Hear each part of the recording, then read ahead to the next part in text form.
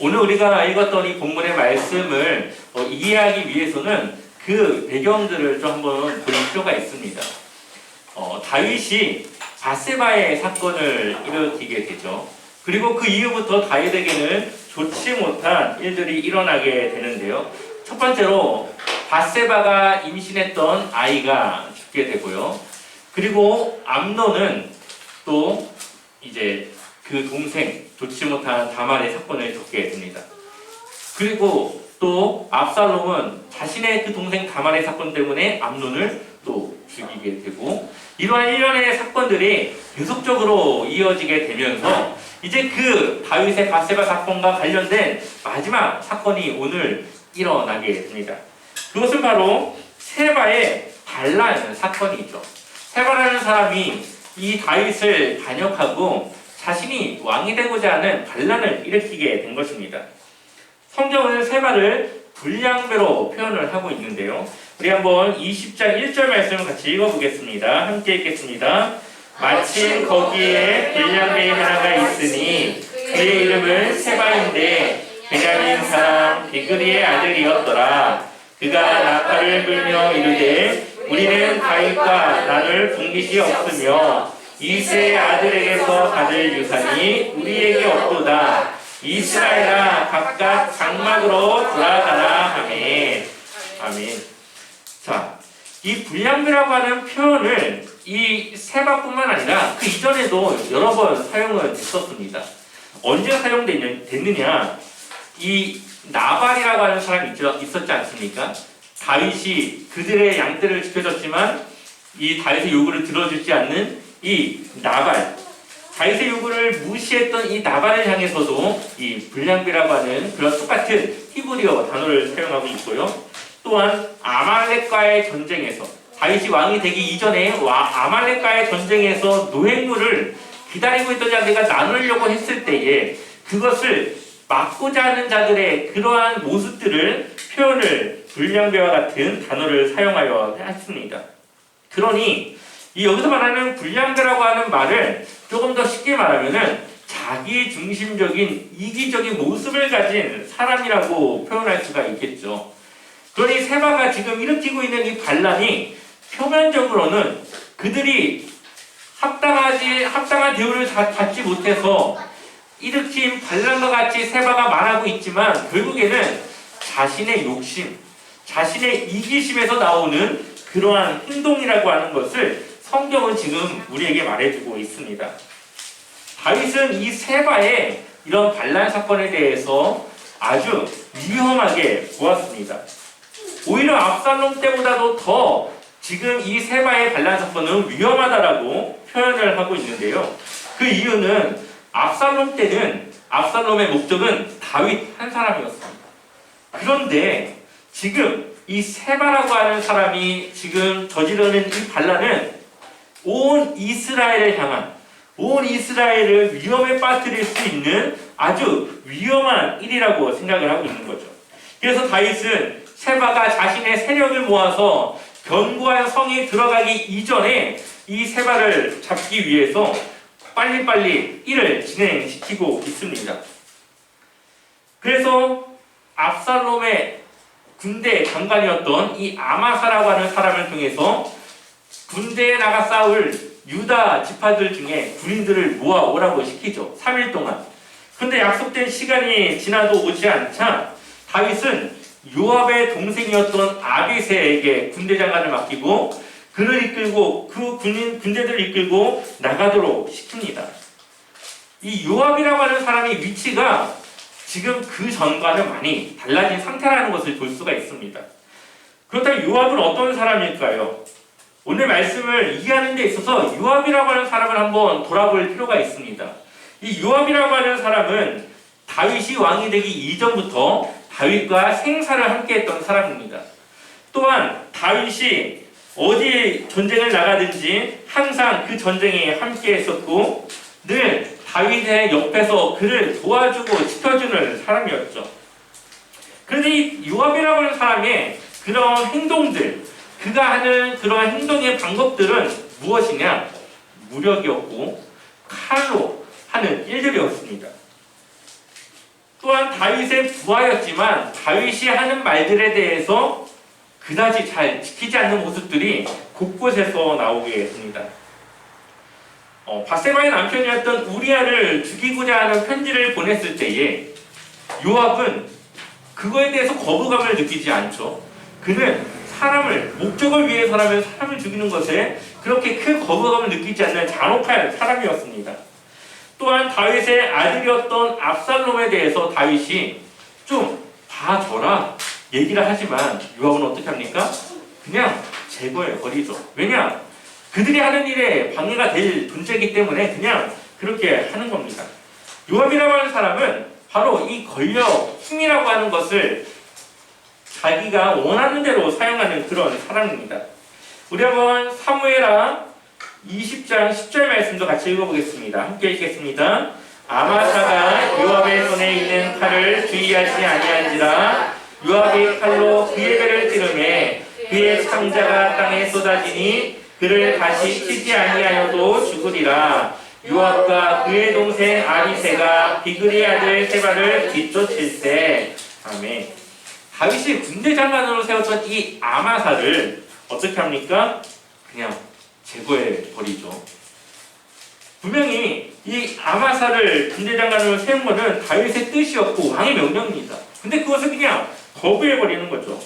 이러한 것들로 봤을 때에 지금 다윗의 세력은 약해지고 있고 요압의 세력, 요압이 그 나라에서 가지고 있는 이 위치가 상당하다라는 것을 볼 수가 있습니다. 그래서 요압은 자신이 원하는 대로, 그냥 자신의 마음대로 지금 행동하고 있다는 것을 볼 수가 있습니다. 자, 요압의 군대를 피해가던 세바, 이제 세바가 도망을 치고 있는데 최북단까지 올라갑니다. 그 말은 뭐냐? 도망을 가다가 이제 갈 곳이 없다는 거예요. 이제는 최북단, 그 아벨 성이라고 하는 곳에 도착하게 되는데 이제 요압이 그 성을 지나쳐서 갈 수 있는 곳은 없습니다. 이제 요압은 이 세바를 잡기 위해서 성을 포위하고 이제 공격을 들어가기 직전의 상황입니다. 우리 한번 사무엘하 20장 15절 말씀 읽어보겠습니다. 이에 그들이 벳마가 아벨로 가서 세바를 내우고 그 성읍을 향한 지역 언덕 위에 토성을 쌓고 요압과 함께한 모든 백성이 성벽을 쳐서 헐고자 하더니 아멘. 성경을 보면 요압은 성을 공략하는 데 전문가입니다. 그러니 이제 세바라고 하는 사람의 목숨은 끝난 것과 다름이 없죠. 요압의 방법은 무엇이냐? 역시 힘과 무력입니다. 그냥 세바라는 사람을 들어가서 잡아오는 것이 아니라 성 자체를 그냥 무너뜨려서 그 성을 초토화시켜버리는 것이 요압의 계획이었죠. 세바 한 사람만 잡으면 되는 일을 수많은 사람들의 피해를 보면서까지도 해결하려고 하는 이 요압의 모습을 볼 수가 있습니다. 그런데 이때 요압의 계획을 눈치챈 한 지혜로운 여인이 그의 앞에 나타납니다. 16절을 보게 되면은 그 성읍에서 지혜로운 여인 한 사람이 외쳐 이르되 들을지어다 들을지어다 청하건대 너희는 요압에게 이르기를 이리로 가까이 오라 내가 내게 말하려 하노라 한다 하라. 아멘. 성경은 이 여인을 지혜로운 여인이라고 표현을 하고 있죠. 그리고 이 여인은 다급히 요압을 찾고 있습니다. 사무엘서에서는 3명의 지혜로운 여인들을 보여주고 있습니다. 첫 번째는 나발의 아내였던 아비가일입니다. 이 아비가일은 다윗이 이 성을 잃고 나발을 치러 가려고 할 때에 그를 설득하고 다윗이 하나님의 뜻을 거슬러 일하지 않도록 막았던, 그를 설득했던 여인이었죠. 두 번째로는 드보아의 여인입니다. 다윗이 압살롬을 용서하지 않을 때에 이 요압이라고 하는 사람이 이 드보아 여인을 불러서 이 다윗의 마음을 돌렸고 결국은 압살롬을 다시 데려오도록 시키도록 그렇게 합니다. 그리고 마지막 세 번째 여인이 바로 오늘 이 아벨성에 있는 이 여인입니다. 이 여인과 또 지혜로운 여인과 요압과의 만남은 참으로 흥미로운 부분이 있습니다. 그동안 힘으로 자신이 원했던 바를 이루었던 요압, 그리고 요압과 같은 힘을 갖고 있지는 않지만 지혜로운 여인의 그 지혜를 갖춘 그 여인과의 그런 대결. 과연 이 상황 속에서 어떠한 결과가 나타날지 우리가 한번 지켜볼 필요가 있습니다. 자, 이 두 사람의 팽팽한 긴장감 속에서 누가 더 우위를 점하고 이겼을까요? 먼저 지혜로운 여인이 말합니다. 18절을 보게 되면은 여인이 말하여 이르되 옛사람이 흔히 말하기를 아벨에게 가서 들을 것이라 하고 그 일을 끝내었나이다. 아멘. 이게 무슨 말이냐? 이 아벨이라고 하는 성을 함락시키거나 망가뜨리지 말아야 될 이유에 대해서 지금 이 여인이 말하고 있는 겁니다. 그래서 이 아벨이라고 하는 성은 옛적부터 역사와 전통을 가지고 있는 성인데 과거 이스라엘의 모든 문제는 이 아벨에게 가져와서 그 모든 문제를 해결했다. 이 성은 바로 그런 성이다. 그러니 이 성이 있어야만 앞으로도 그 문제들에 대해서 해결할 수 있지 않겠느냐라는 이유를 대고 있습니다. 두 번째로는 정치와는 상관없는 성이다. 지금 세바가 반란을 일으키고 있지만 우리는 그를 지지 않는다라고 말하고 있습니다. 한번 19절 말씀 읽어보겠습니다. 함께 읽어보겠습니다. 나는 이스라엘에 합당하고 충성된 자 중 하나이거늘 당신이 이스라엘 가운데 어머니 같은 성을 멸하고자 하시는도다. 어찌하여 당신이 여호와의 기업을 삼키고자 하시나이까 하니. 아멘. 그러니까 우리는 다윗을 지지하는 성인데 왜 우리를 치료받느냐? 지금 그렇게 이야기하고 있는 겁니다. 세 번째로 이 아벨성을 치지 말아야 되는 이유, 바로 하나님의 기업이기 때문이죠. 하나님이 주신 하나님의 기업인데 이 기업은 다윗 왕이라고 해도 마음대로 할 수 없는 곳이다. 이것은 하나님만이 어찌할 수 있는 그런 장소라고 말하고 있습니다. 지혜로운 여인의 말을 들은 요압은 자신이 원래 했던 의도와는 다르게 말을 합니다. 20절 말씀 같이 읽어보겠습니다. 요압이 대답하여 이르되 결단코 그렇지 아니하다. 결단코 그렇지 아니하다. 삼키거나 멸하거나 하려 함이 아니니. 아멘. 요압이 원래는 어떻습니까? 원래 이걸 무너뜨리려고 했죠. 그런데 이 여인의 말을 듣고 나니까 설득이 됐고 자신이 하는 일이 어떠한 일인지를 알게 되었습니다. 그리고 요압은 그 일을 중단합니다. 그동안 요압이 하려던 일을 중단하거나 실패했던 일은 한 번도 없습니다. 지금 이 여인을 통해서 자신의 뜻을 돌리고 있는 것입니다. 자신이 하려던 일이 옳지 못하다는 것을 지적하고 있는 지혜로운 여인의 말에 요압은 자신이 그럴 계획을 가지고 있지 않다라고 말하며 자신의 계획을 돌리고 있습니다. 결국 요압의 요구대로 세바의 목숨을 취하였고 아벨성과 요압은 평화로운 방법으로 모든 일들을 잘 마무리할 수가 있었죠. 오늘 요압과 지혜로운 여인의 이 모습은 우리에게 주는 메시지가 있습니다. 요압이 하고자 하는 힘과 지혜로운 여인이 하고자 하는 그 지혜가 어떤 것이 더 하나님이 우리에게 원하시는 방법이냐라는 것이죠. 요압의 방법대로 했어도 세바의 반란을 해결할 수 있었을 겁니다. 그렇지만 그 문제를 해결하기 위해서 죄 없는 무고한 사람들의 희생이 너무나도 많이 생겼을 거라는 거죠. 다행히 지혜로운 여인을 통해서 요압의 마음을 돌릴 수 있었고 요압은 자신이 아무것도 하지 않았지만 자신이 반역을 이제 막으려고 했던 그 일들을 마무리할 수 있었습니다. 지혜로운 여인 한 사람의 중재로 큰 사고와 사건을 막을 수 있었고 또한 모든 것이 다 아름답게 마무리가 될 수가 있었습니다. 이 여인이 한 일은 무엇입니까? 이 지혜로운 여인이 한 것은 바로 소통입니다. 소통. 이 아벨성의 이해관계와 요압이 하고자 하는 일 그 두 사이에서 적절한 합의점을 찾아서 문제를 해결했었던 거죠. 한번 우리 22절의 말씀을 읽어볼까요? 22절 같이 읽어보겠습니다. 이에 여인이 그의 지혜를 가지고 모든 백성에게 나아가매 그들이 비그리의 아들 세바의 머리를 베어 요압에게 던지시니라. 이에 요압이 나팔을 불매 무리가 흩어져 성읍에서 물러나 각기 장막으로 들어가고 요압은 예루살렘으로 돌아와 왕에게 나아가니라. 아멘. 이 여인은 이 요압과도 이야기를 했지만 성을 들어가서 성에 있는 사람들도 설득을 했습니다. 그래서 그들이 이 스스로 세바의 그 목숨을 취하여서 사건을 마무리할 수 있도록 중간에서 다리의 소통의 역할을 한 것이죠.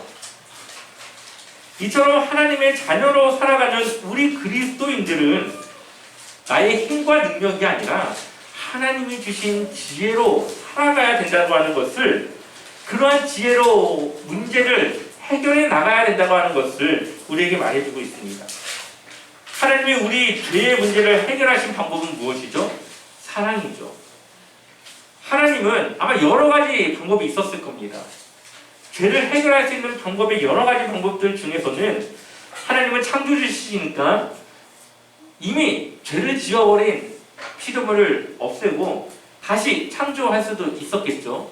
그렇게 한다고 누가 하나님에게 뭐라고 할 수 있겠습니까? 또한 하나님의 권위로 모든 죄를 그냥 다 없애주자, 그냥 없앨 수도 있었을 겁니다. 그런데 하나님은 예수님의 십자가의 사랑으로 우리의 죄를 용서해 주셨고 하나님이 하기 힘든 가장 힘든 일을 선택하시게 됩니다. 왜 그랬을까요? 그것은 하나님의 지혜와 하나님의 방법이 이미 있었기 때문에 그렇죠. 전도서 7장 12절 말씀을 같이 읽어볼까요? 전도서 7장 12절 말씀 같이 읽어보겠습니다. 지혜의 그늘 아래에 있음은 돈의 그늘 아래에 있음과 같으나 지혜에 관한 지식이 더 유익함은 지혜가 그 지혜 있는 자를 살리기 때문이니라. 아멘. 자, 이 부분을 쉬운 성경으로도 한번 읽어보겠습니다. 쉬운 성경으로 한 번 더 읽겠습니다. 지혜도 사람을 보호하고 돈도 사람을 보호해 주지만 지혜가 돈보다 나은 것은 생명을 주기 때문이다. 아멘. 돈이라고 하는 것은 힘이죠. 요즘 시대에 이 돈이라고 하는 것은 권력과도 마찬가지입니다. 그리고 세상은 이 힘의 원리로 돌아갑니다.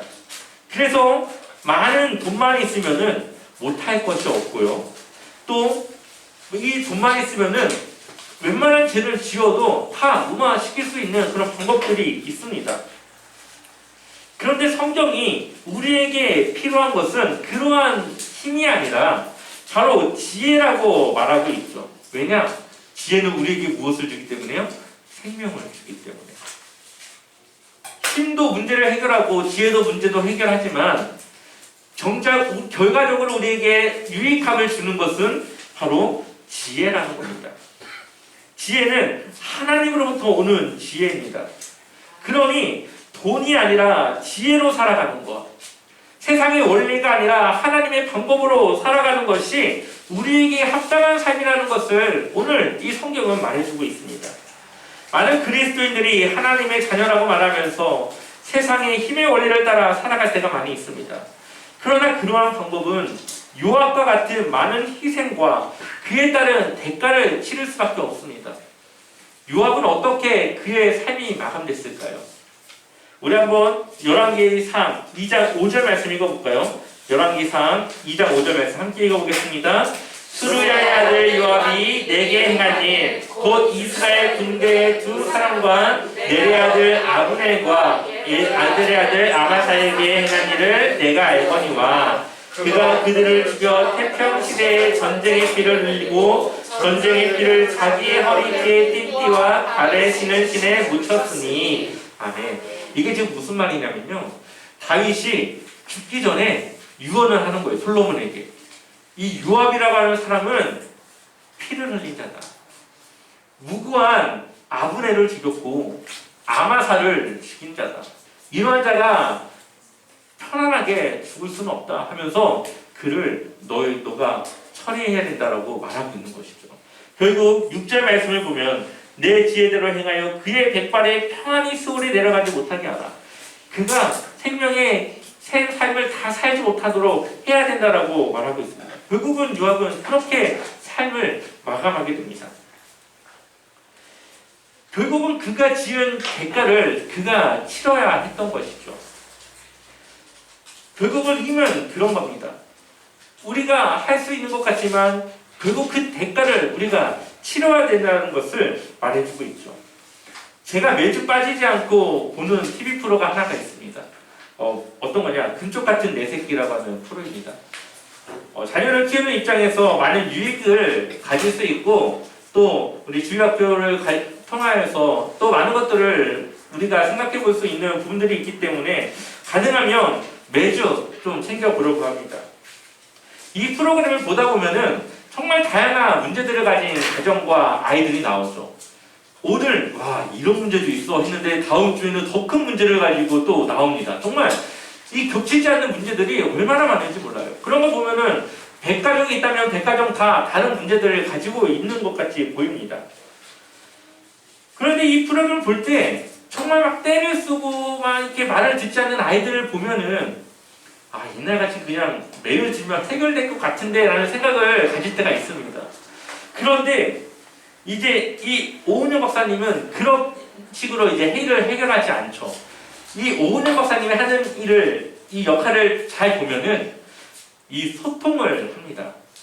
부모와 자녀 간에 소통이 되지 않는 부분들을 소통을 시켜줍니다. 그래서 자녀의 입장에서 자녀의 마음에 대해서 이해하지 못하는 부모에게 내가 만약 자녀라면 이럴 것 같습니다 하면서 자녀가 이러한 느낌이고 이러한 감정이고 이러한 생각을 가지고 있었을 텐데 그것을 부모님이 받아주지 못했기 때문에 아이가 이렇게 된 것입니다 라면서 이제 아이의 마음을 대변해 주죠. 그러면서 부모님이 어떻게 해야 되는지를 또 이야기하면서 솔루션을 주게 됩니다. 그렇게 하면은 정말 고쳐지지 않을 것 같은 아이가 고쳐지고 그 문제가 원만하게 해결되는 것을 보게 됩니다. 참 그런 것들을 볼 때에 소통이 얼마나 중요한지, 이 서로의 마음을 알아주고 이해해주는 것이 얼마나 중요한지가 보여지게 됩니다. 물론 옛날처럼 때려서 자녀의 잘못된 버릇을 고칠 수도 있을 겁니다. 근데 그것은 고친다기보다는 잠깐 막아놓는 거죠. 근본적인 원인을 해결하지 않고 그거를 해결하려고 하니 결국엔 그것이 나이가 차고 크면은 다시 터져 나오게 되는 것입니다. 근본적인 문제를 해결하는 것이 필요하고 결국은 서로 간의 소통을 통해 서로의 문제를 서로 돌아보고 그 문제를 합의하고 이야기하고 해서 해결하는 것이 필요한 것입니다. 우리가 가진 많은 문제들이 있습니다. 부부간의 문제, 자녀의 문제, 또 사람과 사람 간의 문제, 또 자기 자신이 가지고 있는 자신만의 문제들이 있죠. 얼마나 많은 문제들이 우리에게 있습니까? 그런데 그러한 문제들에 대해서 대부분의 사람들은 그 문제를 해결하려기보다는 대충 덮고 지나치기를 바랄 때가 있습니다. 하지만 우리는 우리가 가진 문제에 대해서 바로 바라보고 서로 간의 소통과 대화들을 통해 문제를 해결해 나가기 위해 노력해 나가야 된다는 것이죠. 그것이 바로 하나님이 우리에게 원하시는 모습입니다. 그러한 일을 위해서 우리 안에 누가 있습니까?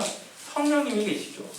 성령님은 우리가 다 알고 있다시피 우리를 돕는 자, 우리의 그 문제에 대해서 돕기 위해 우리와 함께 하시고 있고 우리를 위로하시는 분, 내 안에 내가 가지고 있는 아픔과 상처들을 위로하고 그것을 해결하기 위해서 우리와 함께하고 있습니다. 그러니 우리는 하나님의 방법, 우리와 함께하고 있는 그 성령님을 통하여서 우리가 가진 문제들을 해결하고 그것을 정확하게 바라볼 수 있어야 합니다. 십자가는 사랑입니다. 예수님께서 십자가에서 죽으심이 바로 우리를 향한 사랑이기 때문이죠. 또한 십자가는 소통입니다. 십자가를 통해서 끊어진 하나님과의 관계가 회복되었고 또한 하나 될 수 없었던 유대인들과 이방인들이 서로의 막힌 담을 허물고 교회 안에서 하나가 되지 않습니까? 예수 그리스도를 통하여서 문화가 깨어지고 언어가 깨어지고 서로 간의 인종적인 차별들이 깨어지는 역사가 일어나게 됩니다. 그렇다면 우리 교회에 그러한 사랑의 소통이 있어야 되지 않겠습니까? 만약 그러한 사랑의 소통이 있다면 우리는 그 사랑을 통하여서 이 교회를 하나 되게 하고, 또한 사랑의 소통을 통해서 복음의 능력이 나타나고, 하나님뿐만 아니라 우리 이웃 간의 그 소통을 통해서 우리가 더 큰 하나님의 그 사랑을 나타낼 수 있을 겁니다. 여러분들의 가정에 이러한 십자가의 사랑이 있다면 소통하는 가정이 될 수 있고, 또한 서로 다른 생각을 가졌지만 그것을 서로 맞추어서 하나 될 수 있는 것입니다. 교회에 다양한 사람들이 모였지만 서로 이해하고 협력하며 소통함으로써 십자가의 사랑을 나타낼 수 있습니다. 이것은 우리 안에 성령님께서 우리를 하나 되게 하기 위해서 일하시는 그 성령님의 능력으로 가능한 일이죠. 우리는 성령님을 통해 수직적으로는 하나님과 하나 되어지고, 이렇게 수평적으로는 이 이웃과의 그 하나됨을 통하여서, 소통함을 통하여서 우리는 십자가의 사랑을 완성할 수 있는 것입니다. 우리는 십자가를 통해 우리가 있는 곳마다 소통하는 공동체로 바꾸어 나갈 수 있어야 됩니다. 에베소서 2장 20절 말씀을 같이 읽어보겠습니다. 너희는 사도들과 선지자들의 터 위에 세우심을 입은 자라. 그리스도 예수께서 친히 모퉁이 돌이 되셨느니라. 아멘. 예수님께서 이 모퉁이 돌이 되어 주셨습니다. 이 면과 면이 만나서 이 중간에 모퉁이 돌이 있어야 이 연결이 되는 것인데, 이 모퉁이 되어 주심으로써 유대인들과 이방인들이 서로 연결되어지고 하나 될 수 있었다는 거죠. 교회가 예수 그리스도로 하나 되어지고, 가정이 하나 되어지고, 여러분들이 있는 그 공동체가 예수 그리스도의 모퉁이 돌이 되어 내가 그 위치에서 그 일들을 감당해야 됩니다. 예수님이 우리의 삶의 중심에 계실 때에 우리를 세상에 전하는, 하나님을 세상에 전할 수 있는 이 소통의 이러한 역할을 감당할 수 있습니다. 오늘 지혜로운 여인을 통하여서 유압과 아벨성가의 그 이해관계가 맞아떨어지고 문제가 해결되었던 것처럼, 우리는 회사에서 혹시 서로 간에 오해가 있을 때에 그것을 함께 해결할 수 있는 소통의 창구가 되어줘야 되고, 가정에서도 또 자녀들과도 우리는 그러한 소통을 통하여서 그 문제를 해결하고 하나 될 수 있는 그런 공동체를 만들어야 됩니다. 이렇게 정말 여러분들을 통하여서 하나님의 방법과 하나님의 사랑이 나타나고 이루어지고 그 능력이 나타내기를 소망합니다.